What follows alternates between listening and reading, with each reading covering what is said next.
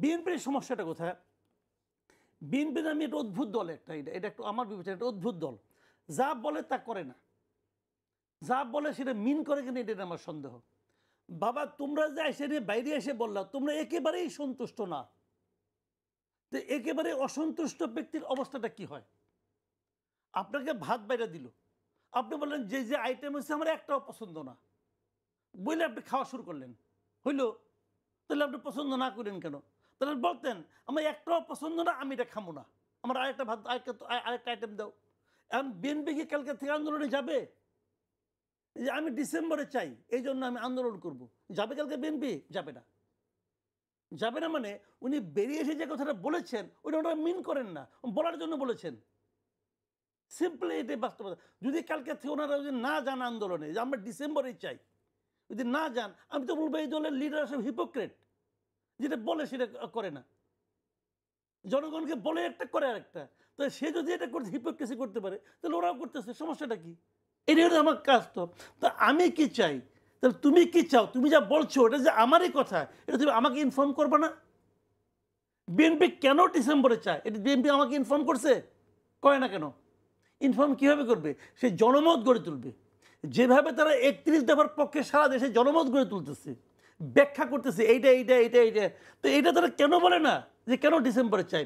আর যদি জনদাবি এটা হয়, সেই দাবি যখন এই সরকার না মানে তখন সে আবার সরকারের কথা মিউ মিউ করে শুনে কেন?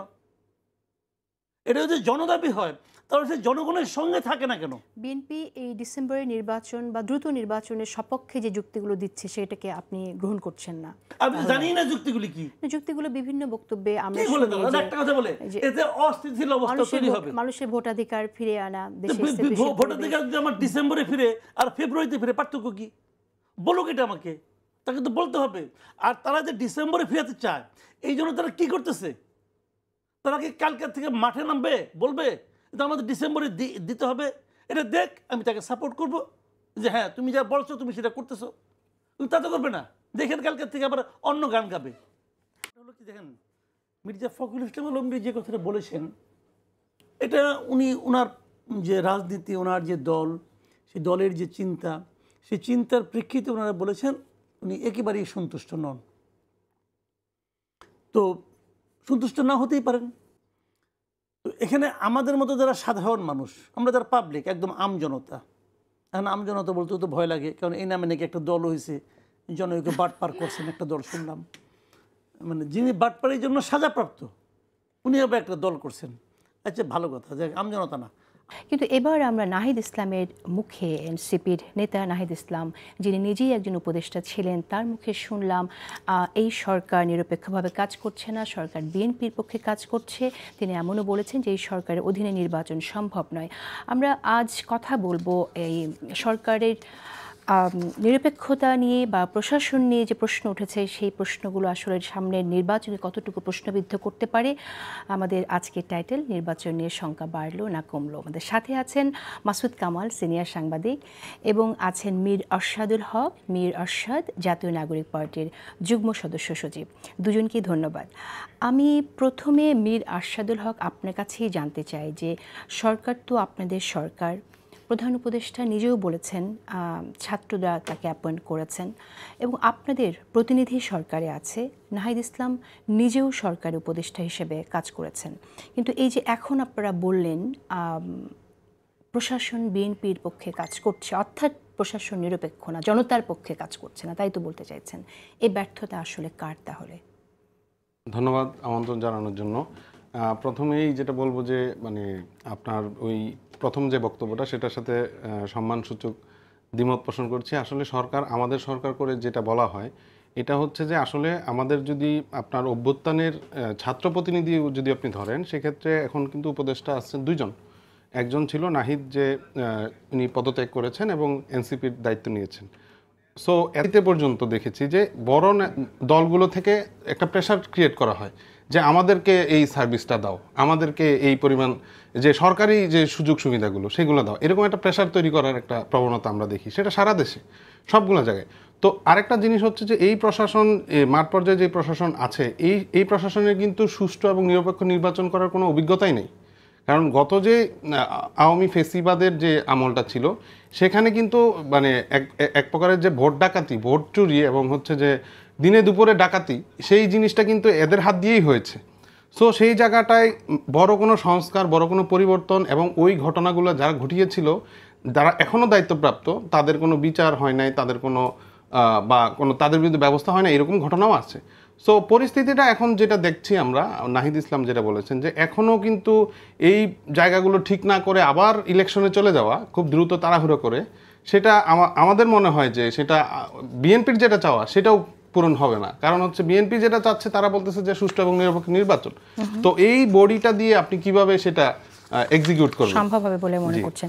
আচ্ছা, আমি এখানে একটু আপনাকে বলি যে আপনি তো প্রশাসনের কথা বলছেন, আমরা কিন্তু বিভিন্ন সময় দেখেছি এরকম অভিযোগও এসেছে যে সমন্বয়কদের অনেকে সচিবালয়ে রুটিন মাফিক যাতায়াত করেন এবং অনেকের পদের ক্ষেত্রেও আমরা, নিয়োগের ক্ষেত্রেও আমরা শুনেছি সমন্বয়কদের নাম আছে। আমি প্রভাবের কথা যদি আমি ওভাবে আপনাদের নিয়োগের কথাটা যদি এখন সাইডলাইনেও রাখি, আমি একটু উদাহরণ তুলে ধরতে চাই। যেমন 2025 মানে এই বছরের 3 এপ্রিল অটোয়ারী উপজেলার নির্বাহী কর্মকর্তার দপ্তরে সার্জিস আলম বিভিন্ন দপ্তরে প্রধানদের ডাকেন, ইউএনএর অফিসে সম্মেলন করেন, তিনি মিটিং করেন, এবং এরকম একটি না, এরকম আরও উদাহরণ আছে। তো আপনাদের কোনো প্রভাব ছাড়া, আপনি বলছেন আপনাদের সরকার না, তাহলে আপনাদের কোনো প্রভাব ছাড়া আপনারা ইউএনএকে ডাকছেন, ঠিক এটাকে একটু ব্যাখ্যা করবেন আমার কাছে? আচ্ছা, আমি হচ্ছে আমাদের সরকার না বলতে এককভাবে আমাদের সরকার না বলছি, না, আমি তো জুলাই গণঅভ্যুত্থানের শক্তির সরকার নিশ্চয়ই, কিন্তু এই বিষয়টাকে আপনি যদি একটু বলেন। ওটা আমি অ্যাড্রেস করছি প্লিজ। ওইটা হচ্ছে সবার সরকার বলতে আমরা যেটা বোঝাচ্ছি, এটা কিন্তু সব দলের থেকে এই সরকারটা গঠিত হয়েছিল। যখন 5 তারিখের পরে সরকার গঠন হয়, বড় দলগুলো বিএনপি থেকে শুরু করে, জামাত থেকে শুরু করে, কারা হচ্ছে উপদেষ্টা ব্যাপারে সুপারিশ করেনি, কারা হচ্ছে যে আপনার বড় বড় পদগুলোতে কারা বসবে সেই ব্যাপারে সুপারিশ করেনি, সবাই করেছে।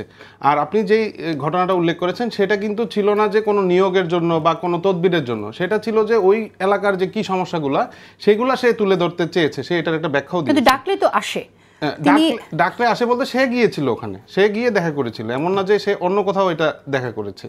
তো আর একটা জিনিস যেটা আপনি বলছেন, যে আমি যেটা মনে করি যে আপনাদের উদ্বোধনী অনুষ্ঠানের কথা যখন আপনাদের দলের যে আপনার প্রোগ্রাম হলো, তখনও তো আমরা দেখেছি যে গাড়ি দেয়া হলো, এবং সেটার ব্যাখ্যা চাইতে গিয়েও আমরা বিভিন্ন রকম ব্যাখ্যা শুনলাম। একটা এমনও শুনলাম যেটা ভয়ে দিয়ে দিয়েছে, চাপে দিয়ে দিয়েছে। তো আপনাদের কোনো প্রভাব না থাকলে জিনিসগুলো এমনি হয়ে যাচ্ছে নাকি?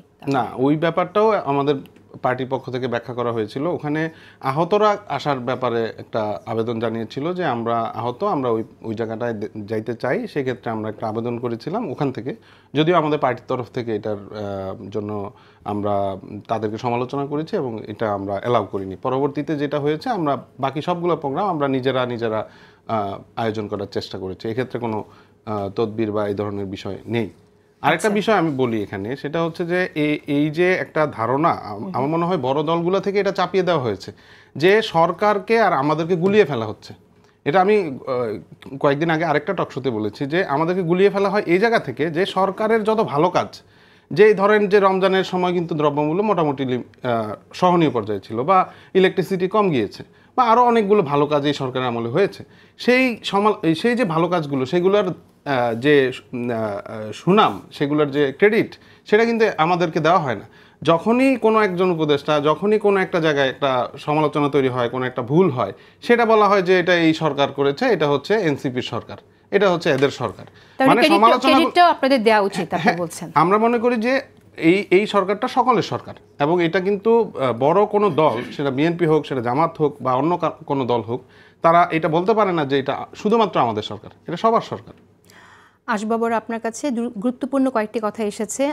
যে বিষয়টি মাসুদ কামাল আপনার কাছে জানতে চাই, মীর আরশাদুল হক যে কথাটি বলেছেন যে মাঠ পর্যায়ের যে প্রশাসনের অবস্থা, তাদের একটি ভালো নির্বাচন তাদের দ্বারা সম্ভব এবং অভিজ্ঞতা নেই, আপনি এটার বিষয়ে বলবেন। আর নাহিদ ইসলাম যে মন্তব্যটি করলেন, আপনি কিভাবে দেখছেন তার এই মন্তব্যকে? না, প্রথমত কথা হলো কি, নাহিদ ইসলামের কথা উনি ওনার অভিজ্ঞতা থেকে, ওনার উপলব্ধি থেকে বলেছেন, এবং এটা বলা একদম অর্থহীন আমি তা মনে করি না। নিশ্চয়ই এর পেছনে অনেক গুরুত্বপূর্ণ কিছু কারণ আছে, কারণ উনি তো একদম এলেবেলে কোনো লোক না। একটা নতুন দল, গুরুত্বপূর্ণ দল, সেই দলে উনি আহ্বায়ক। এছাড়া ওনার সরকারে থাকার অভিজ্ঞতাও আছে, এবং আমাদের এই সরকারের প্রধান উপদেষ্টার যিনি প্রেস সেক্রেটারি, উনি আবার প্রকাশ্যে বলেছেন উনি আগামী দিনের প্রধানমন্ত্রী। সেভাবে ওনার একটা প্রস্তুতি নিশ্চয়ই আছে। চেষ্টা করছেন করতে যে ব্যর্থ হয়ে বলছেন, ওই উপলব্ধিটা ওনার কোত্থেকে আসলো? ওই যে উপলব্ধিটা আসে সেইটা ওনাকে ক্লিয়ার করতে হবে। যে অমুক জায়গায় আমি দেখেছি বিএনপির সঙ্গে তারা বসে বসে মিটিং করছে এবং বিএনপির কথা অনুযায়ী তারা অমুককে অ্যারেস্ট করছে, অমুককে তমুক করছে, এটা তাকে ওটা বলতে হবে। তো উনি যেটা অভিযোগ করেছেন, আমি এই ধরনের কোনো মানে নমুনা তো আমরা এখনও দেখিনি। আপনি দেখেছেন কিনা আমি জানি না, আমি কোথাও এখনো দেখিনি যে বিএনপির কথা অনুযায়ী প্রশাসন চলছে, অথবা বিএনপির কোনো লিডার এলাকায় যে সরকারি প্রোটোকল পাচ্ছে, আমি দেখিনি তো। বরঞ্চ এটা আমি এনসিবির ক্ষেত্রে দেখেছি, তারা তো সরকারি প্রোটোকল পাচ্ছে, বিভিন্ন জায়গায় পাচ্ছে। কাজে এই অভিযোগটা ওনাদের ব্যাপারে আসতে পারে। তারপরে উনি বললেন কেন? উনি কি জানতেন না আমি এই কথাটা বললে পরে এটা নিয়ে এভাবে আলোচনা হতে পারে? উনি তো এত বোকা না। তার মানে উনি এটা বলেছেন এই কারণে, আমি যেটা মনে করি যে উনি তাহলে বলতে চাচ্ছেন যে যে প্রশাসন আছে এই প্রশাসন দিয়ে চলবে না, এই প্রশাসনকে চেঞ্জ করতে হবে। এখন আপনি একটা রাষ্ট্রের, একটা দেশের সামগ্রিক যদি প্রশাসনটাকে আপনি চেঞ্জ করতে যান, এটা তো একটা বিশাল কর্মযজ্ঞ। এটাকে আপনি 6 মাসে 3 মাসে করতে পারবেন? আপনি প্রশাসনকে কীভাবে চেঞ্জ করবেন না ভাই? আপনি যখন একটা মানে ভার্ডিক্ট দিচ্ছেন যে এই প্রশাসনের অধীনে নির্বাচন অবাধ হবে না, তাহলে এই প্রশাসনটা আপনি চেঞ্জ করতে হবে। আপনি কী করে করবেন? অনেক সময় লাগবে। তো যতদিন এই প্রশাসন চেঞ্জ না হবে, মানে যতদিন নির্বাচনের জন্য অনুকূল পরিবেশ তৈরি না হবে, ততদিন পর্যন্ত এই সরকারকে থাকতে হবে। এই রিয়েলাইজেশনটা হয়তো আরও আগে আসলে একটা সরকারের কাছ থেকে সিদ্ধান্ত নিয়ে কোনো উদ্যোগ নেওয়া যেতে পারতো না, আমি তাও মনে করি না। এই প্রশাসনকে আপনি একটা নির্বাচনের জন্য মানে 1 বছরও আপনি চেঞ্জ করে এই প্রশাসনকে আপনি চেঞ্জ করতে পারবেন না। আপনি তো একটা ভ্যাকুয়াম তৈরি করতে পারবেন না। এই এখানে আমি একটা প্রশ্ন করি তাহলে মাসুদ কামাল, আমি আপনাকে একটা প্রশ্ন করি। সেটা হচ্ছে যে এই প্রশাসনে অনেকে বলে, নাহিদ ইসলাম তো বলেছেন বিএনপির পক্ষে কাজ করছে, কিন্তু আমার তথ্য হচ্ছে এই প্রশাসনে প্রচুর আওয়ামী লীগের লোকজন আছেন, বিভিন্ন জায়গায় ছড়িয়ে ছিটিয়ে আছেন তারা, এবং যথেষ্ট অ্যাক্টিভ তারা। অ্যাক্টিভ এটা আমি বলবো এইভাবে যে সুচতুরভাবেই তারা অ্যাক্টিভ, যখন প্রয়োজন তখন হয়তো তারা সেভাবে কাজ করতে পারে বলে এটা আশঙ্কা করার যথেষ্ট সুযোগ আছে। এবং সেক্ষেত্রে যদি আওয়ামী লীগ নির্বাচনে আসে, তখন আপনি ব্যাপারটাকে কিভাবে দেখেন? না, নিরপেক্ষ নির্বাচন হবে? আমি কিন্তু আপনার আশঙ্কাটাকে গুরুত্ব দিচ্ছি, কিন্তু আপনার আশঙ্কাকে তো নাহিদ ইসলাম গুরুত্ব দিচ্ছে না। নাহিদ ইসলাম তো আওয়ামী লীগের আশঙ্কা করছে না। আমি যদি আমাকে যদি বলতে পারেন, আমি কিন্তু ওই অপশনটা দিতে পারি। প্রশাসনে প্রচুর জামাতের লোক আছে, প্রশাসনের শীর্ষ পর্যায়ে প্রচুর জামাতের লোক আছে নাকি? আছে, যেটা সবাই বলে যে বিএনপি তারা স্থানীয়ভাবে আদাবাজিতে লিপ্ত হয়ে গেছে, আর জামাত ঠান্ডা মাথায় বিভিন্ন জায়গায় নিজেদের লোক বসাচ্ছে। এই ধরনের কথা কিন্তু বলা বলি হচ্ছে। তো উনি তো জামাতের কথা বললেন না, উনি তো আওয়ামী লীগের কথা বললেন না, উনি বললেন বিএনপির কথা। কেন বললেন? ওনার কাছে মনে হয়েছে যে হয়তো বিএনপিতে আগামীতে ক্ষমতায় আসতে পারে, যদি এসে যায় তাহলে যেন উনি ব্লেম গেমটা ভালোভাবে খেলতে পারেন। যে আমি আগেই বলেছিলাম এরা বিএনপিকে সহায়তা করে। সেজন্যই নাকি এরকমটাও কেউ কেউ বলতে পারেন যে যেহেতু তাদেরকে বলা হচ্ছে কিংস পার্টি, এবং যেহেতু সরকার নিরপেক্ষতা নিয়ে বিএনপির কেউ কেউ অনেক নেতা প্রশ্ন তুলেছেন, সেজন্য এই বিষয়টি বললে পরে তারা একটু প্রশ্নের ঊর্ধ্বে থাকবেন, এরকম কেউ কেউ বলতে পারেন? না, আমার কাছে ওটা মনে হয় না। উনি এইটা বললেই যে ওনাদের ব্যাপারে যে একটা মানে আপনার যে একটা কথা বলা হয়ে থাকে, ওনাদের যে একটা তকমা লেগে গেছে, মানে এটা তো আমাদের এই 5ই আগস্টের পরে তো আমি দেখেছি একটা ট্যাগিংয়ের রাজনীতি হচ্ছে, এবং এই ট্যাগিংয়ের রাজনীতি করতে করতে সবচেয়ে বড় ট্যাগটা ওনাদের ব্যাপারে এখন লেগে গেছে। এই কিংস পার্টির ট্যাগটা যে লেগেছে, এটা হয়তো আপনি হাজারভাবে প্রমাণ করতে পারবেন যে না আমরা কিংস পার্টি না, হয়তো প্রমাণ করতে পারবেন, কিন্তু পাবলিক পারসেপশন কিন্তু তাদের চেঞ্জ হবে না। পাবলিক পারসেপশন হলো তোমরা ভাই কিং পার্টি, তোমরা কিংস পার্টি। তো এখন আমার যেটা মনে হয় এখানে সেই জিনিসটা হলো এই মুহূর্তে কিন্তু সোশ্যাল মিডিয়া এবং সর্বত্র পিআর যারা করে, আমার যে সহালোচক সে নিজেও পিআরের ছাত্র, আমি নিজেও ওই একই ডিপার্টমেন্টের স্টুডেন্ট, আমরা একই বিভাগের। তা আমরা পিআর যে কাজটা করে পাবলিক রিলেশনের ক্ষেত্রে বলা হয়ে থাকে ডক্টর ইউনূস হচ্ছে সারা দুনিয়ার সবচেয়ে বেস্ট পিআর পারসন। উনি জানে একটা জিনিসকে কীভাবে মার্কেটিং করতে হয়। তো এখন যে মার্কেটিংয়ের কাজটা চলছে এই মুহূর্তে দেশে, সেটা হলো ডক্টর ইউনূসকে মিনিমাম 5 বছর রাখতে হবে। এখন এই ধারণাটাকে মার্কেটিং করা হচ্ছে, এবং এই বেস্ট পিআর ম্যান যিনি আছেন ডক্টর ইউনূস, উনি আবার একটা বেস্ট পিআর টুলস পেয়ে গেছেন, যে কিছু লোক আছে দেশে বিদেশে থেকে তারা ওনার জন্য পিআরগুলি করতেছে। যে কীভাবে মানুষের মধ্যে ঢুকিয়ে দেওয়া যায় যে ডক্টর ইউনূসের মিনিমাম 5 ইয়ার্স থাকা উচিত। অনেকে বলছেন 10 বছর, যারা 10 বছর বলে এরা আবার হিসাব করে দেখে না যে 84-র সঙ্গে 10 যোগ করে 94 হয়। 94 বছর বয়সে মানুষের কাপড় চোপড়ই ঠিক রাখতে পারে না, দেশ ঠিক রাখবো কেমুখিরা। যাই হোক, ওটা তারা দেখে না, যাক সে আলোচনা যাচ্ছি না। কিন্তু কোশ্চেনটা হলো এই যে একটা মনে করেন আপনার সোশ্যাল মিডিয়া এবং সোশ্যালি মানুষের মধ্যে প্রচার করা যে মিনিমাম 5 ইয়ার্স এই গভর্নমেন্টের থাকা উচিত, সেই প্রচারণার স্বার্থে যদি আমি বলি নাহিদ ইসলাম এই কথা বলছে, কারণ উনি বলবেন যে 5 বছরের কম সময় তো আমি প্রশাসন চেঞ্জ করতে পারবো না, তাহলে তো এই প্রশাসন একটা পক্ষপাত দুষ্ট প্রশাসন, তো এই প্রশাসন তো এই প্রশাসনের অধীনে ভালো নির্বাচন হবে না। কিন্তু বেসিক পয়েন্টটা হলো নির্বাচন তো প্রশাসনের অধীনে হয়ই না, নির্বাচন হয় সরকার, মানে একটা সরকার থাকে তাদের তত্ত্বাবধানে নির্বাচন করে নির্বাচন কমিশন। আপনি যদি নির্বাচন কমিশন একটা শক্তপোক্তভাবে করেন, একটা মেরুদণ্ড সম্পন্ন নির্বাচন কমিশন করেন, তাহলে সরকারে কে আছে কি নাই এটা কোনো ম্যাটারই করে না। আমি আসবো আবার আপনার কাছে। মীর আরশাদুল হক, আপনার কাছে শুনতে চাই যে আসলে যে প্রসঙ্গগুলো এসেছে প্রশাসনের অধীনে নির্বাচন, আপনারা কি এই বিষয়টি একটু ব্যাখ্যা দেবেন যে আসলে কেন এরকমভাবে বললেন? কারণ নির্বাচন তো প্রশাসন করবে না। যে বিষয়টা এসেছে যে প্রশাসনের অধীনে বলতে আসলে দেখেন প্রশাসন একটা গুরুত্বপূর্ণ ভূমিকা রাখে, অধীনে তো হয় না, একটা ভূমিকা রাখে। সিকিউরিটি, আপনার ভোট কেন্দ্র দখল, আপনার সুষ্ঠুভাবে সকল পক্ষর ভোটারকে ভোট কেন্দ্রে যাইতে দেওয়া, এই যে বিষয়গুলা, এগুলাতে কিন্তু প্রশাসন একটা বড় ভূমিকা রাখে। আমাদের যখন ভোট হয় আপনি দেখবেন যে বিভিন্ন এলাকা থেকে অভিযোগ আসে যে ভোট কেন্দ্র দখল হয়েছে, এই হয়েছে, সেই হয়েছে। পরবর্তীতে যখন যে সময়টা ঘোষণা করা হয় যে কিছু এলাকায় বিচ্ছিন্ন ঘটনা ঘটেছে, কিন্তু আলটিমেটলি ওই যে ঘটনাগুলো ঘটেছে ওগুলোর পিছনে, ফেলিয়ারের পিছনে মূল একটা যদি জায়গা দেখেন সেটা হচ্ছে প্রশাসন, কারণ ওই জায়গাটা তারা এনশিওর করতে পারে না সেটা।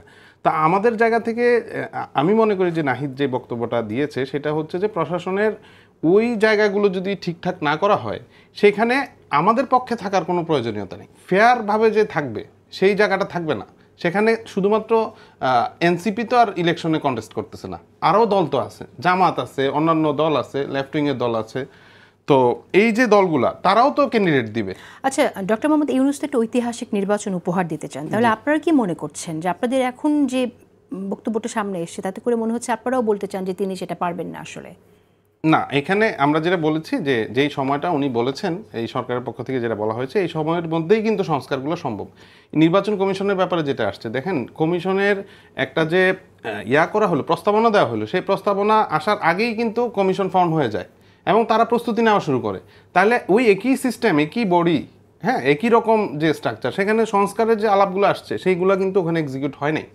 তো এইরকমভাবেই কিন্তু ব্যাপারগুলো হচ্ছে। আমাদের জায়গা থেকে যে আরেকটা জিনিস দেখেন, আপনি যে আলাপগুলোর মধ্যে সংস্কারের কোন বিষয়গুলো এক্সিকিউশনে গেলে পরে আপনারা তখন এই কথাটা বলবেন না যে প্রশাসন নিরপেক্ষ না?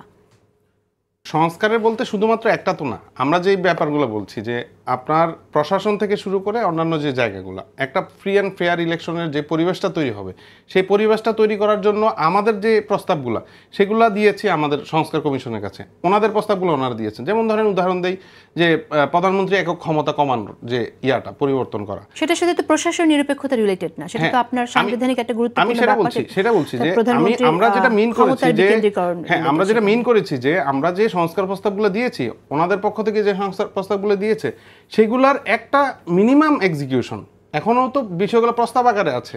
আর প্রশাসনের যে জায়গাটা আপনারা দেখেন, বাংলাদেশের পার্সপেক্টিভে আপনি যারা ফিল্ড লেভেলে যারা খোঁজ খবর রাখেন দেখবেন যে একটা ক্ষমতা কেন্দ্রিক একটা চিন্তা, হ্যাঁ, যে এখন থেকে চিন্তা করা হয় যে আচ্ছা পরে কারা ক্ষমতায় আসতে পারে, ওই চিন্তা থেকে কিন্তু তাদের কথা গুরুত্ব দেওয়া হয়। এটা কিন্তু একদম গ্রাউন্ড রিয়েলিটি, আমি আপনাকে বলছি। তাহলে আপনাদের কথার গুরুত্ব কেন দেওয়া হচ্ছে? আপনারা সেক্ষেত্রে কি ব্যাখ্যাটা এরকম দাঁড়ায় যে মানুষ মনে করছে আপনারা ক্ষমতায় আসবেন? না, আমরা মনে করি যে আমাদের কথা নাকি মানুষ মনে করছে আপনারা ক্ষমতায় আছেন? আমরা মনে করি যে আমাদের কথা গুরুত্ব দেওয়া হয় না এবং আমরা এটা চাইও না। কারো কথাকে গুরুত্ব দেওয়া, কারো কথাকে গুরুত্ব না দেওয়া, এটা না চেয়ে একদম বাংলাদেশপন্থী ফেয়ারভাবে প্রশাসন কাজ করবে সেটা আমরা চাই, সেই কথাটাই কিন্তু নাহিদ বলেছে।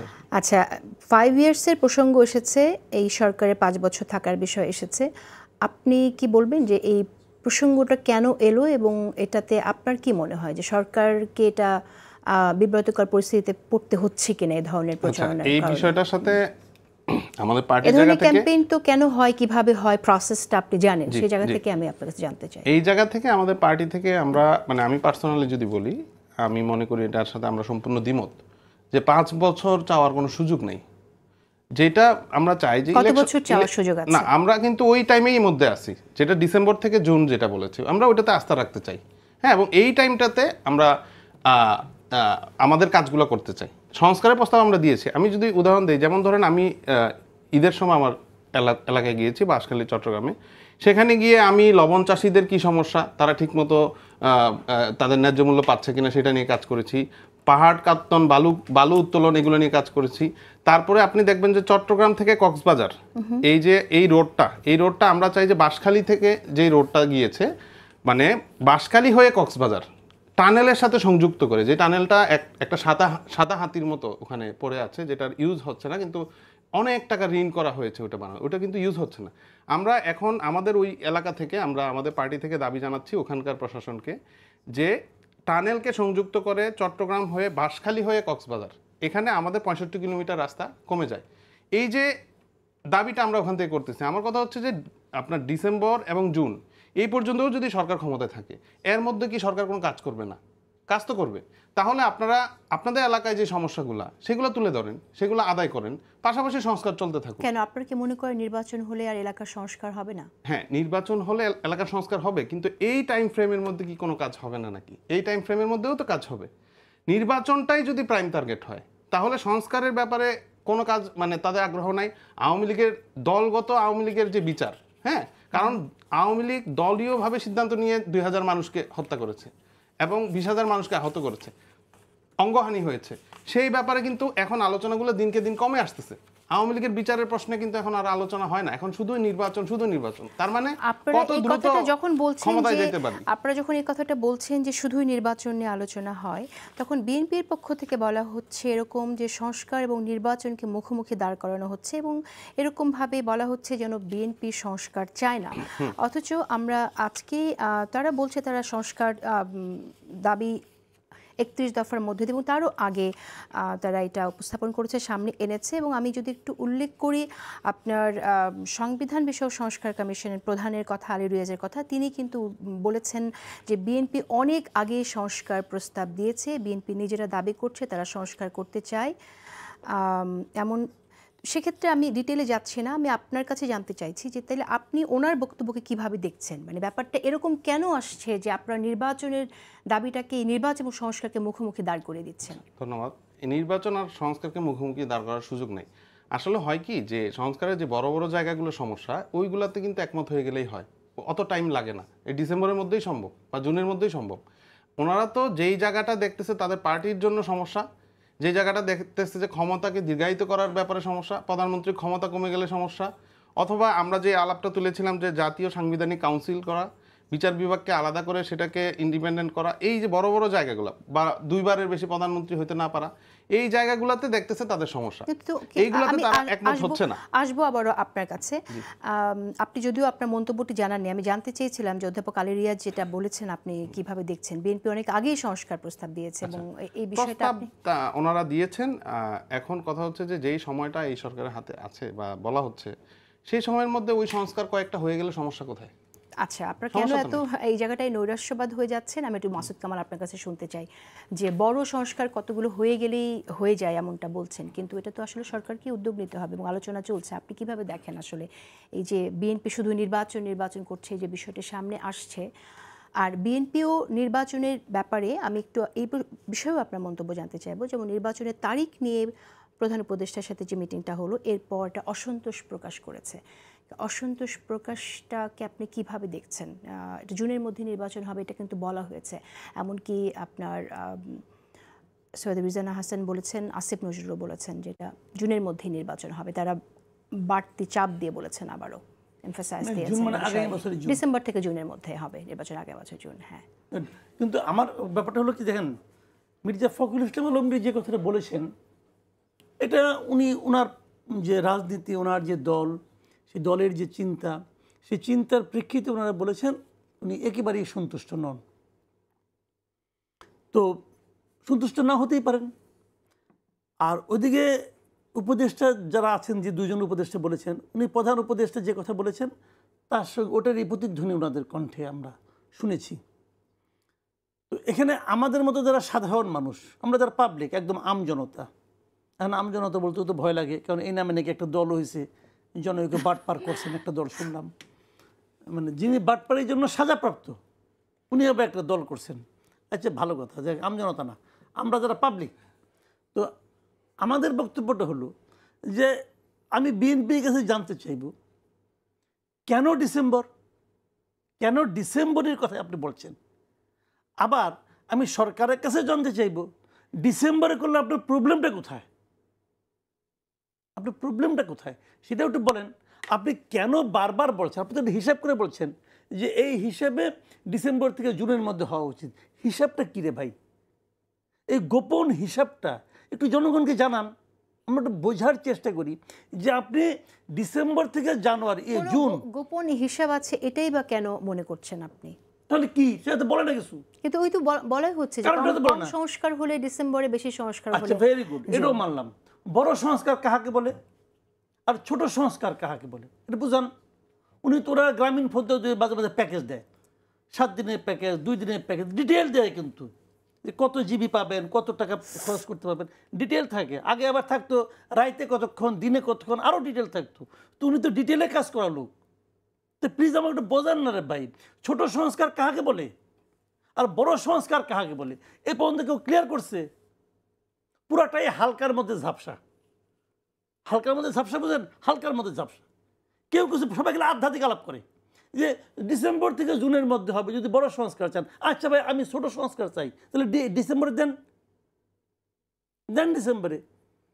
বিএনপির সমস্যাটা কোথায়? বিএনপি নামে একটা অদ্ভুত দল, এটা একটু আমার বিবেচনা একটা অদ্ভুত দল। যা বলে তা করে না, যা বলে সেটা মিন করে কিনা এটা আমার সন্দেহ। বাবা, তোমরা যে এসে বাইরে এসে বললা তোমরা একেবারেই সন্তুষ্ট না, তো একেবারে অসন্তুষ্ট ব্যক্তির অবস্থাটা কি হয়? আপনাকে ভাত বাইরে দিল, আপনি বললেন যে যে আইটেম হচ্ছে আমার একটাও পছন্দ না, বলে আপনি খাওয়া শুরু করলেন, হইল? তাহলে আপনি পছন্দ না করেন কেন? তাহলে বলতেন আমার একটাও পছন্দ না, আমি এটা খাবো না, আমার আরেকটা ভাত, আরেকটা আইটেম দাও। এখন বিএনপি কি কালকে থেকে আন্দোলনে যাবে যে আমি ডিসেম্বরে চাই এই জন্য আমি আন্দোলন করব? যাবে কালকে বিএনপি? যাবে না। মানে উনি বেরিয়ে এসে যে কথাটা বলেছেন ওটা ওনারা মিন করেন না, বলার জন্য বলেছেন। সিম্পলি এটাই বাস্তবতা। যদি কালকে থেকে ওনারা যদি না যান আন্দোলনে যে আমরা ডিসেম্বরে চাই, যদি না যান, আমি তো বলবো এই দলের লিডার সব হিপোক্রেট, যেটা বলে সেটা করে না, জনগণকে বলে একটা করে আরেকটা। তো সে যদি এটা করতে হিপোক্রেসি করতে পারে তাহলে ওরাও করতেছে, সমস্যাটা কি? আমি তো কোনো প্রবলেম দেখি না। বিষয়টা হলো কি, আপনি যেটা বলেন সেটা কেন বলেন সেটা জাস্টিফাই করতে হবে। ইউ মাস্ট বি ট্রান্সপারেন্ট, আপনাকে ট্রান্সপারেন্ট থাকতে হবে। দেখেন, পলিটিক্যাল পার্টিগুলো তো জনগণের সঙ্গে কাজ করে, আমার স্বার্থ সে দেখে। আমি একটা পলিটিক্যাল পার্টিকে সাপোর্ট করি কেন? যে কোনো একটা পলিটিক্যাল পার্টিকে আমি কেন সাপোর্ট করি? আমি মনে করি আমি একটা ইন্ডিভিজুয়াল, একা, আমার গলার স্বর অত দূর যাবে না। অতএব আমি একটা গ্রুপের সঙ্গে থাকি, তারা আমার কথাগুলিকে রিফ্লেক্ট করে জোরে করে শোনায়, অ্যাম্পলিফাই করে শোনায়, এটাই হলো আমার কাজ। তো আমি কি চাই, তাহলে তুমি কি চাও? তুমি যা বলছো এটা যে আমারই কথা, এটা তুমি আমাকে ইনফর্ম করবে না? বিএনপি কেন ডিসেম্বরে চায় এটা বিএনপি আমাকে ইনফর্ম করছে? করে না কেন? ইনফর্ম কীভাবে করবে? সে জনমত গড়ে তুলবে, যেভাবে তারা 31 দফার পক্ষে সারা দেশে জনমত গড়ে তুলতেছে, ব্যাখ্যা করতেছে এইটা। তো এইটা তারা কেন বলে না যে কেন ডিসেম্বরে চাই? আর যদি জনদাবি এটা হয়, সেই দাবি যখন এই সরকার না মানে, তখন সে আবার সরকারের কথা মিউ মিউ করে শুনে কেন? এটা যদি জনদাবি হয় তাহলে সে জনগণের সঙ্গে থাকে না কেন? বিএনপি এই ডিসেম্বরের নির্বাচন বা দ্রুত নির্বাচনের সপক্ষে যে যুক্তিগুলো দিচ্ছে সেটাকে আপনি গ্রহণ করছেন না? আমি জানি না যুক্তিগুলি কি। যুক্তিগুলো বিভিন্ন বক্তব্যে আমরা একটা কথা বলে এতে অস্থিতিশীল অবস্থা তৈরি হবে, মানুষের ভোটাধিকার ফিরে আনা, ভোটাধিকার যদি আমার ডিসেম্বরে ফিরে আর ফেব্রুয়ারিতে ফিরে, পার্থক্য কি? বলুক এটা আমাকে, তাকে তো বলতে হবে। আর তারা যে ডিসেম্বরে ফিরাতে চায় এই জন্য তারা কি করতেছে? তারা কি কালকের থেকে মাঠে নামবে, বলবে এটা আমাদের ডিসেম্বরে দিতে হবে? এটা দেখ, আমি তাকে সাপোর্ট করব যে হ্যাঁ তুমি যা বলছো তুমি সেটা করতেছো। তুমি তা তো করবে না, দেখেন কালকের থেকে আবার অন্য গান গাবে। মীর আরশাদুল হক, আপনার কাছে জানতে চাই যে জামাতের আমির ডক্টর শফিকুর রহমান তিনি বেগম খালেদা জিয়ার সাথে দেখা করেছেন এবং তিনি বলেছেন যে রোজার আগে নির্বাচন হয়ে যাওয়া উচিত। আপনি কিভাবে দেখছেন? না, এটা ওনাদের পার্টিগত সিদ্ধান্ত বা ওনার বক্তব্য, সেখানে আমার কমেন্ট করার সুযোগ নেই। তো আমি যেটা বলবো যে এই যে একটা পরিস্থিতি তৈরি হয়েছে যে বিএনপি খুব দ্রুত চাচ্ছে, আমরা বলতেছি এই সময়ের সরকার যে সময় বলছে সেই সময়ের মধ্যে জামাতও তো দ্রুত চাইছে, যদি রোজার আগে বলে তাহলে তো আপনি সেটাকেও আপনি 1 মাসের 2 মাসের সেটা হামলাগুলো হয়েছে, মানুষ খুন হয়েছে, এগুলোর নির্দেশনা দিয়েছে তাদের বিচার। এই পার্টিকুলার টাইমটায়, এই টাইম ফ্রেমে আমরা চাচ্ছি যে আওয়ামী লীগকে নিষিদ্ধ করা হোক। তো এই দাবিগুলা না বড় দলগুলা থেকে দেখবেন যে ওনাদের আলোচনা থেকে ব্যাপারগুলো হারায় যাচ্ছে। সো আমি মনে করি যে এখানে কোনো চক্রান্ত থাকতে পারে, কোনো বাহিরের কোনো চাপ থাকতে পারে বা অন্য কিছু থাকতে পারে, যে এই যে এনসিপির সাথে এই যে তরুণদের যে দলটা আসতেছে এদের সাথে ওনাদের একটা কনফ্লিক্ট লাগাই দাও বা তাদের মধ্যে একটা মতভেদ তৈরি করো। আসলে সবাই তো একসাথেই ছিল, আন্দোলনটা তো সবাই একসাথে আপনারা কি করেছে। এটা ফিল করছেন যে আপনাদের সাথে জামাত এবং বিএনপির দূরত্ব হয়ে গেছে, একটা কনফ্লিক্টিং একটা সিচুয়েশন আপনারা পড়ে কিছুটা যাচ্ছেন? তো হচ্ছেই, সেটা তো বক্তব্যের মাধ্যমে ক্লিয়ার। আমার মনে হয় যে আসলে এই জায়গাটা মানে এই দূরত্বটা কমায় আনা উচিত, কারণ এখানে অন্যান্য চক্রান্ত থেমে নাই। বাইরের মিডিয়া, ইন্ডিয়ান মিডিয়াগুলো দেখেন আপনি, বা প্রপাগান্ডা কিন্তু থেমে নাই, বা চক্রান্তগুলো থেমে নাই। আপনারা দল হিসেবে, আপনাদের দল হিসেবে, আপনাদের নতুন দলের নেতা হিসেবে আপনারা কি উদ্যোগ নিয়েছেন দূরত্ব কমানো? দূরত্ব যে সৃষ্টি হয়েছে তার আগে তো আপনার একটা সংযোগ সৃষ্টির প্রয়োজন ছিল, সেটার জন্য আপনারা কি উদ্যোগ আচ্ছা, নিয়েছেন? সেটা বিষয়ে আমি যেটা বলতে পারি যে আমাদের মধ্যে এই আলাপগুলো হচ্ছে। যেমন এই যে কনসার্নটা আমি জানিয়েছি যে আসলে আমরা কেন জানি একটা কনফ্লিক্টিং সিচুয়েশনে চলে যাচ্ছি। তো আমি এইটা এতটুকু বলতে পারি যে আমাদের পার্টির জায়গা থেকে আলাপগুলো হচ্ছে যে কিভাবে এটাকে কমিয়ে আনা যায়, যে যার দলের রাজনীতি তার দল করবে, ঠিক আছে, কিন্তু এই যে কনফ্লিক্টিং যে সিচুয়েশন সেটাকে কিভাবে কমিয়ে আনা যায় সেই ব্যাপারে আমাদের মধ্যে আলোচনা হচ্ছে। আপনারা কি বের করেছেন কারণগুলো, কি কি কি কারণে এই দূরত্ব হয়েছে? কারণগুলো যেমন আমি একটু যদি বলি আপনাকে, আপনাদের দলের অনেক নেতার দেখেছি খুব আক্রমণাত্মক মন্তব্য করতে, যে মন্তব্যগুলোর হয়তো কিছু কিছু সত্যিও, হ্যাঁ, কিন্তু দ্য ওয়ে এটা বলা হয়েছে সেটা আমার কাছে খুব মনে হচ্ছে নতুন একটি দল এসে আপনারা প্রতিপক্ষ হিসেবে বিএনপিকে দূরে সরিয়ে দিচ্ছেন, এবং যে অভিযোগগুলো তুলছেন সে অভিযোগগুলো যে আপনাদের বিরুদ্ধেও কেউ কেউ তুলতে পারে না তা না, কারণ আপনারা চাঁদাবাজির অভিযোগ তুলেছেন, মানুষ আর চাঁদাবাজদের কাছে ফিরে যাবে না এই ধরনের কথা বলেছেন। এখানে তো আওয়ামী লীগ নেই যে আওয়ামী লীগের কাছে ফিরে যাবে, এটা বোঝায় যে স্পষ্টত কোন দলকে বলা হচ্ছে। সেটা যখন বলা হয়েছে তখন কিন্তু আবার আপনাদের সমন্বয়কদের বিরুদ্ধেও সারা বাংলাদেশে অনেক জায়গায় সেই সব নামে চাঁদাবাজির অভিযোগগুলো আসছে। তো আপনার কি মনে হয় যে এই ধরনের মন্তব্যগুলো করার ক্ষেত্রে আপনাদের আরেকটু সতর্ক হওয়া উচিত দূরত্ব ঘুচিয়ে আনার ক্ষেত্রে? আচ্ছা, যেটা হচ্ছে যে আমি মনে করি আর কি যে উভয় পক্ষেরই আরেকটু নমনীয় হওয়া উচিত, আলোচনা করা উচিত। আর সমন্বয়কদের যে চাঁদাবাজির বিষয়টা বলেছেন, দেখেন বৈষম্য বিরোধী ছাত্র আন্দোলন এই ব্যানারে আন্দোলনটা হয়েছিল, সেইখানে বিএনপির লোক ছিল, সেখানে জামাত শিবিরের লোক ছিল, সেখানে আমার বামপন্থী যে রাজনীতি করে তাদের লোকজন ছিল, সকল দল মত নির্বিশেষে সাধারণ জনগণের ব্যানার ছিল ওইটা। তো সমন্বয়কদের সব সমন্বয়ক যে এনসিপির লোক তা না, এই জায়গাটা না অনেকে ভুল করে। সমন্বয়কদের অনেকে আছে আমাদের সাথে নাই, এবং এইরকম কোনো চুক্তিও হয় না যে বৈষম্য বিরোধী এবং হচ্ছে আমরা একসাথে একটা সমমনা বলতে পারেন, আন্ডারস্ট্যান্ডিং আছে। সো ওই অভিযোগগুলো ঢালাও অভিযোগ, আর আমরা তো খুব সতর্ক থাকি যেন একই রকম অভিযোগ আমাদের ক্ষেত্রে না আসে। আর যেটা বলছিলেন যে এই দূরত্ব কমানোর কি করা যায়, সেক্ষেত্রে আলোচনা চলছে। আমরা চাই যে আসলে এই ধরনের পরিস্থিতি তৈরি না হোক যেখানে অভিযোগগুলো সব ক্ষেত্রে ভালো অভিযোগ কিনা সেটাও নিশ্চয়ই আপনারা দেখবেন, সেটা যেন ফেসিস্টরা এখানে কোনো সুযোগ না পায়, এবং হচ্ছে যে চক্রান্তগুলো হচ্ছে বাহির থেকে সেই সুযোগটা যেন তৈরি না হয়, ধন্যবাদ আপনাকে, সিচুয়েশন যেন এখানে তৈরি না হয়। ধন্যবাদ আপনাকে মাসুদ কামাল। তবু শুনবো, এবং আরেকটি বিষয় যেটা নিয়ে আমরা কথা বললাম এবং সেখানে আরশাদ নিজেই বলল যে একরকম দূরত্বের কথা দলগুলোর সাথে, বিএনপির সাথে, জামাতের সাথে। আপনার কি মনে হয় যে এই দলের সবাই না, কোনো কোনো নেতা তো গণঅভ্যুত্থানের নেতৃত্ব দিয়েছে, তারা একটি দল করেছে, নতুন একটি দল করেছে, সেখানে তাদেরকে এরকম মানে বিচ্ছিন্ন করে দিয়ে দূরত্ব বাড়িয়ে না দিয়ে বড় দল হিসেবে বিএনপি আর কি অন্য কিছু করতে পারতো কিনা? না, আমি এনসিপি প্রসঙ্গটা প্রথমে আসি। এনসিপি দেখেন, জামাত বিএনপির মূল প্রতিদ্বন্দ্বী কিন্তু আসলে জামাত। এই মুহূর্তে দেশের যে অবস্থা, রাজনৈতিক শক্তি, রাজনৈতিক সংগঠন এবং সারা দেশে মাঠ পর্যায়ের সংগঠন, চিন্তা করলে জামাত। এনসিপি কিন্তু ওই অবস্থায় এখনও পৌঁছতে পারে নাই। এটা আসলে শুনতে খারাপ লাগে, বাট এটি বাস্তব। যে কাজটা করলো জামাতের মানে আপনার আমির যে বিএনপির নেতৃত্বের সঙ্গে দেখা করলেন, তারেক রহমানের সঙ্গে দেখা করলেন, লন্ডন যেয়ে দেখা করলেন, এতে কিন্তু তাদের কোনো ক্ষতি হয় নাই। তাদের রাজনৈতিক প্রজ্ঞার একটা পরিচয় তারা দিতে পেরেছেন। আমি আশা করেছিলাম এনসিপিও সেই কাজটা করবে, কিন্তু এনসিপি সেই কাজটা করতে পারে নাই। এই না পারার কারণ তাদের, আমি মনে করি বয়সজনিত একটা সীমাবদ্ধতা। মানে আসলে একটু ধীর স্থির হওয়ার জন্য একটু বয়স হওয়া লাগে। আনফর্চুনেটলি তাদের দলে কোনো বয়স্ক লোক নাই, সবাই ইয়াং। প্রজ্ঞাবান আপনি হ্যাঁ, বলছেন। একটু লাগে, একটু দেখেন হাতের 5টা আঙ্গুল না ছোট বড় আছে, কারণ সব আঙ্গুল যদি মধ্যমার মতো লম্বা হতো তাহলে কিন্তু আপনি কাজ করতে পারতেন না। এখানে সবগুলি একই রকম হয়ে গেছে। একটু থাকলে ভালো হতো, তারা বলতে পারতো যে এই কাজটা তোমাদের করা উচিত। এটা গেলো একটা দিক। আর জামাত যে কাজটা করতেছে, যে ওনারা কিন্তু অনেকটা দাবা খেলার মতো, কখনো অ্যাটাকিংয়ে যাচ্ছে, কখনো ডিফেন্সিভে আসতেছে। একটা পলিটিক্যাল পার্টির ক্যারেক্টার এরকমই হওয়া উচিত। এখন তাদের যে সর্বশেষ তাদের যে প্রস্তাবটা, সেই প্রস্তাবটা নিয়ে কথা বলি, যে তারা বলছে যে রোজার আগে। এটার আসলে মিনিংটা কি জানেন? মিনিংটা হলো যে আসলে ডিসেম্বরে, তারা ডিসেম্বরটা উচ্চারণ করে না। জামাতের একটা নৈতিক অবস্থান আছে, একটা নৈতিক ভীতি কাজ করে ডিসেম্বর নিয়ে।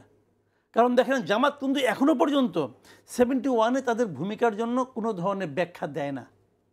তার মানে 71-এ তারা যেটা কাজটা করছে, পাকিস্তানি আর্মিকে সহায়তা করছে, তারা এখনও মনে করে তারা ঠিক করছে।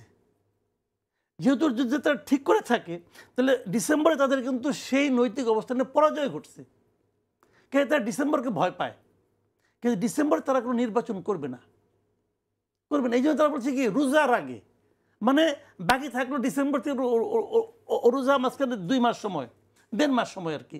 সম্ভবত ফেব্রুয়ারির 2nd উইকে রোজা হবে আগামী বছরের, তাহলে জানুয়ারির মধ্যে ইলেকশনটা করো। কিন্তু জামাতের এই আবদারটা, আমি এটাকে আবদার বলবো, এটা গ্রহণযোগ্য না। আমি আপনাকে কারণটা ব্যাখ্যা করে দিই সিম্পল। যদি ডিসেম্বরে নির্বাচন না হয়, তাহলে জুনেও হবে না। বলি আপনাকে, কারণ যদি জানুয়ারিতে ইলেকশন হয়, জানুয়ারির পরের মাসেই কিন্তু রোজা। বাংলাদেশের রোজা সবসময় একটা সাধারণ জনমনে একটা ক্রাইসিস ক্রিয়েট করে কিন্তু, এবং জানুয়ারিতে ইলেকশন করে জিতা এরকম একটা সংকটের মধ্যে কোনো গভর্নমেন্টই পড়তে চাইবে না। কাজে এইটা একটা রিস্কি ব্যাপার। যদি না পড়তে চায়, তো জানুয়ারিতে যদি আপনি না করেন ইলেকশন, ফেব্রুয়ারিতে করতে পারবেন না। ফেব্রুয়ারিতে আপনার রোজা, মার্চের মাঝামাঝি পর্যন্ত যাবে রোজা, তারপর ঈদের পরে শুরু হবে এসএসসি পরীক্ষা এপ্রিলে, সেই পরীক্ষা চলবে মে পর্যন্ত। এসএসসি পরীক্ষার মধ্যে ইলেকশন হয় না, তাহলে বাকি থাকলো কি? তারপরে থাকলো আপনার, তাহলে আপনার মে জুনে যাবেন আপনি। জুনে বর্ষাকাল, বর্ষাকালে ইলেকশন হয় না কেন? ইলেকশনের দিনটা তো ইম্পর্টেন্ট না। ইলেকশনের আগে প্রচারণা, মানুষের বাড়ি বাড়ি যাওয়া, এটা বর্ষা, এটা কোনোভাবেই বাংলাদেশের ইতিহাসে জুন মাসে ইলেকশন একবারই হয়েছিল 96-এ, সেটাও একটা বিশেষ কারণে হয়েছিল। তাহলে জুনেও হবে না, তখন কিন্তু এটা তাইরে নাইরে করতে করতে যায় অক্টোবর নভেম্বরে যাবে। তো আমি তো মনে করি ইলেকশন মানে আপনার, আমাকে যদি পার্সোনালি বলা হয়, আমি তো মনে করি ডিসেম্বর ইলেকশন হওয়া উচিত অক্টোবরে, এই অক্টোবরে 2025-এর অক্টোবরে। যদি 2025-এর অক্টোবরে ইলেকশন হয় আজকে থেকে, তাহলেও কিন্তু প্রায় 6 মাস সময় হাতে আছে। তত্ত্বাবধায়ক সরকার তো 3 মাস ইলেকশন করতো, একদম কিছুই যায় না, 3 মাস ইলেকশন করে দিত।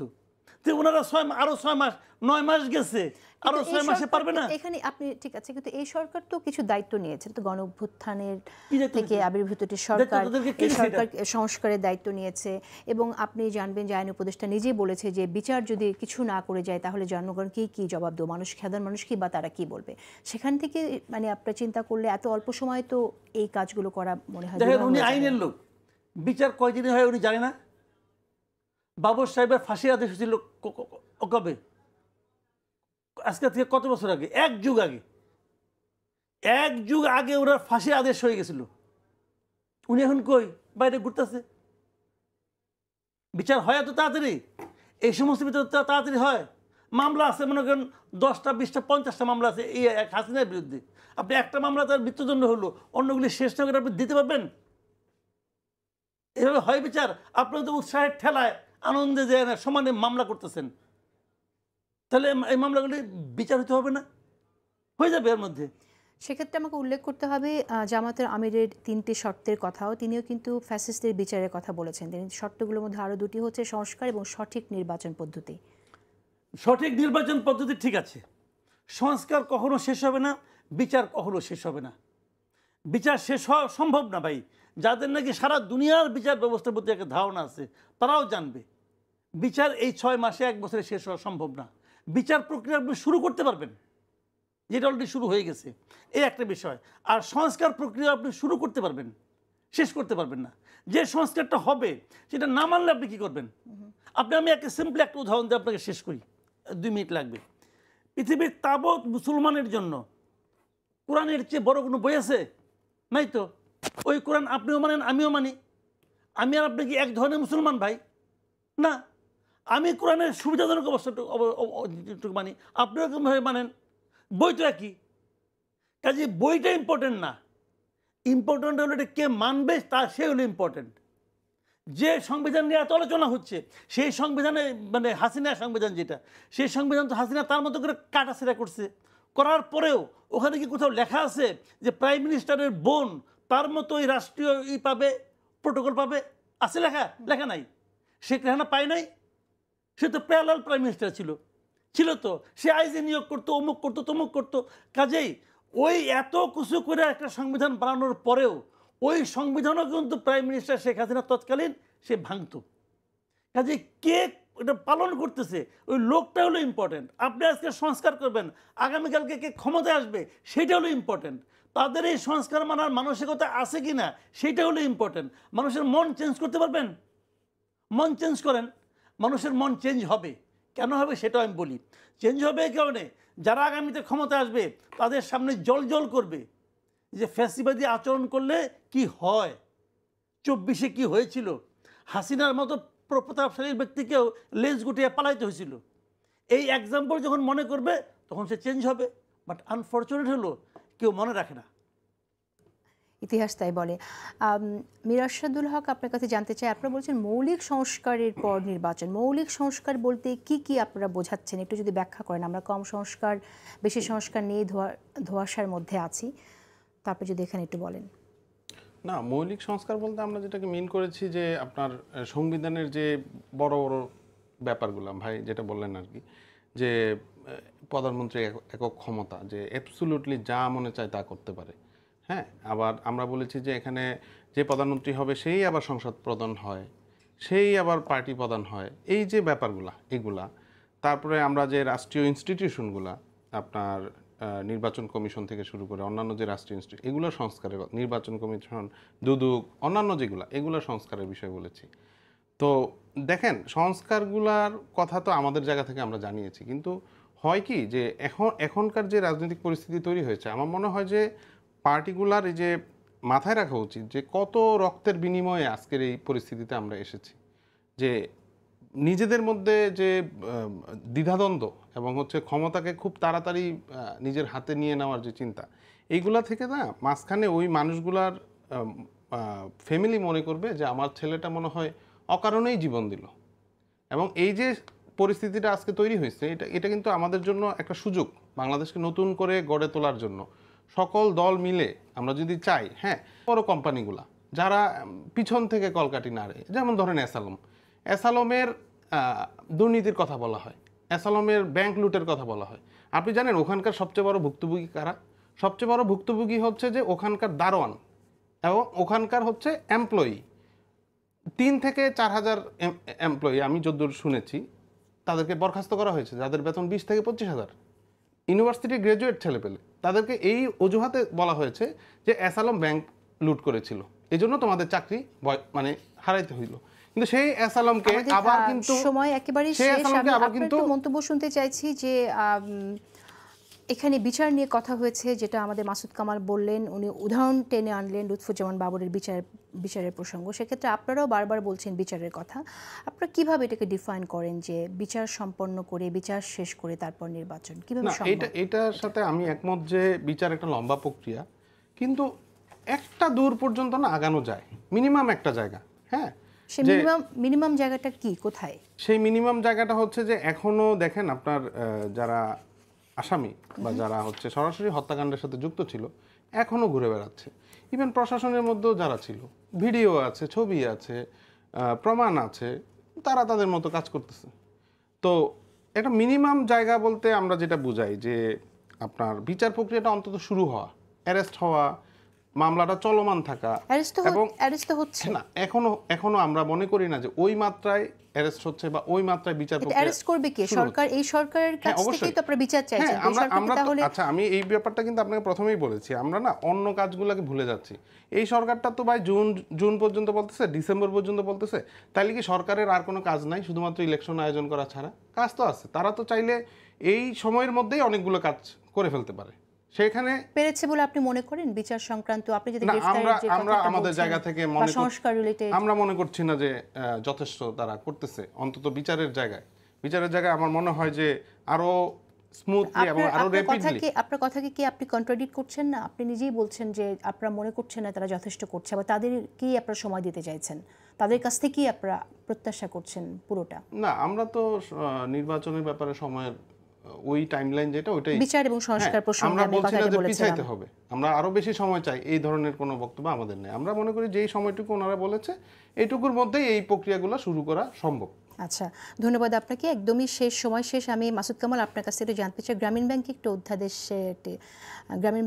একটি সংশোধনী এনেছে সরকার, আপনি জানেন। সেখানে সরকারের মালিকানা 25% থেকে কমিয়ে 10% করা হয়েছে। আপনি কিভাবে দেখছেন বিষয়টাকে? আমি এভাবে দেখছি যে এই ব্যাংকটা আসলে ডক্টর ইউনূসের ব্যাংক। ডক্টর ইউনূস দায়িত্বে নেওয়ার পর ওনার গ্রামীণ ব্যাংকের অথবা গ্রামীণ নামধারী প্রতিষ্ঠানগুলোর জন্য সুবিধাজনক সব কিছু করে নিচ্ছে। এটা করে নিচ্ছেন উনি একটা ইউনিভার্সিটি নিয়েছেন গ্রামীণের নামে, গ্রামীণ ইউনিভার্সিটি নিয়েছেন। তো এখন গ্রামীণ ব্যাংকের উপর সরকারের নিয়ন্ত্রণ কমানোর চেষ্টা করছেন।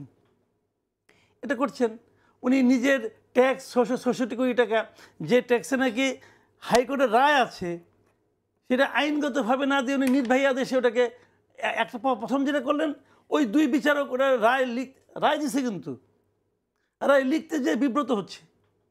কেন উনি রায় দেওয়ার সময় বিব্রত হলো না, কারণ রায় লিখতে যে বিব্রত হচ্ছে? তো উনি সব কিছুই করে নিচ্ছেন। এবং ওনার উকিল বন্ধু একবার দেখলাম বলতেছেন যে আমরা এটা আইনগতভাবেই ফয়সালা করতে পারতাম। ওনার এইটুকু ধৈর্যও নাই। কিন্তু মীর আরশাদ, যদি আপনি কিছু বলতে চান এই বিষয়ে। জি, আমি যেটা বলবো যে মানে এখনো আসলে সময় আছে। আমরা মনে করি যে পরিস্থিতিটা তৈরি হয়েছে, সেখানে আলোচনার ভিত্তিতে আমরা সব দল মিলে আবার নতুন করে একটা বাংলাদেশ গড়ে তুলতে পারি। এখনো সময় শেষ হয় নাই, আমি যেটা মনে করি। আচ্ছা, আমি আসলে জানতে চাইছিলাম গ্রামীণ ব্যাংক প্রসঙ্গে মাসুদ কামালের মন্তব্যের প্রতি উত্তরে যদি আপনার কিছু বলার থাকে। তো আমাদের সময় একেবারে শেষ হয়ে গেছে। না, এই বিষয়ে আমার কোনো বক্তব্য নাই। আচ্ছা, ধন্যবাদ আপনাদের দুজনকে।